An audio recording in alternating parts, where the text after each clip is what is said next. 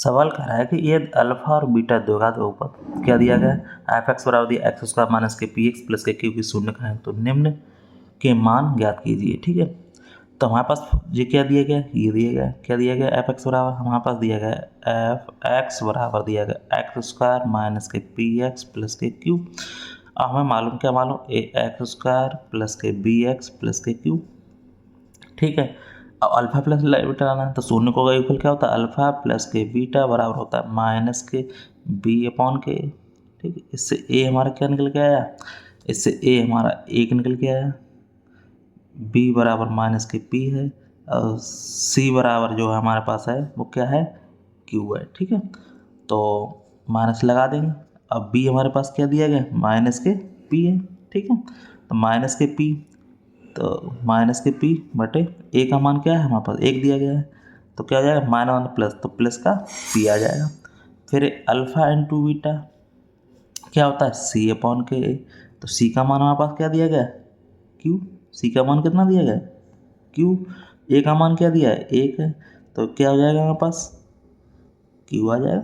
ठीक, अब हम क्या करेंगे इसके क्यू को, अब हमारे पास फार्मूला क्या दिया गया, ये वाला दिया गया, तो इसको लिखेंगे क्या दिया, वन अपॉन के अल्फा प्लस के वन अपॉन के बीटा बराबर, इसका क्या ले लेंगे, लासा ले लेंगे, तो अल्फा इंटू बीटा, तो ये क्या आ जाएगा, बीटा प्लस के अल्फा।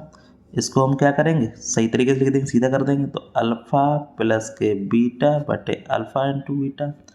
तो अल्फा प्लस बीटा का मान कितना दिया गया है यहाँ पे, देखो पी दिया गया है हमारे पास, तो अल्फा प्लस बीटा का मान जब हमारे पास पी दिया गया है तो इसको हम रख देंगे पी, और अल्फा इंटू बीटा का मान सीधा दिया है क्यू दिया गया है, तो ये क्यू आ गया। तो इस तरह से हमारा क्या हो जाएगा, इसका आंसर ये हो जाएगा। ठीक है, अब इसी तरह से अगला देख लेते हैं। देखो सेम चीज़ रहेगी, मान यही रहेंगे, कुछ अलग नहीं रहेंगे। ठीक है, तो हम क्या करेंगे, ये फार्मूला किस में आता है, देखो ये क्या है हमारा ए प्लस बी का होल स्क्वायर फार्मूला है। ठीक है, तो देखो क्या करेंगे, तो ये किस में आता है, ये आता है अल्फ़ा प्लस के बीटा का होल स्क्वायर बराबर होता है ए स्क्वायर प्लस के बी स्क्वायर और प्लस के 2ab। अब जरा यार सोचो, मान हमारे पास यही काम करेंगे, इसे बार बार लिखने की जरूरत है नहीं हमारे पास।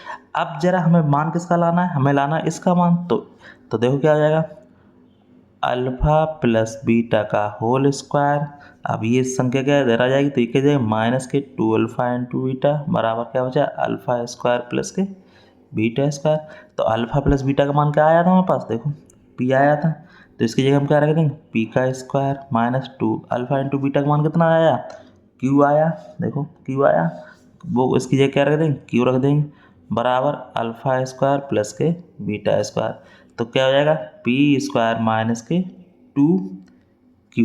ठीक है, तो इसको अल्फ़ा स्क्वायर प्लस के बीटा स्क्वायर तो सीधा लिख सकते हो, तो अल्फ़ा स्क्वायर प्लस के बीटा स्क्वायर बराबर हो जाएगा पी स्क्वायर माइनस के 2q। यही हमारा क्या हो जाएगा, आंसर हो जाएगा। कोई भी डाउट हो पूछ लें, मान हमारे यही वाले काम करेंगे इसमें, अल्फ़ा प्लस बीटा वाला और अल्फ़ा इंटू बीटा वाला। ठीक, यही वैल्यू हमने इसमें रख दी, तो यही क्या हो जाएगा हमारा आंसर हो जाएगा। कोई भी डाउट हो कमेंट में पूछ सकते हैं। फिर बोलते हैं वीडियो अच्छा लगा वीडियो लाइक शेयर करें।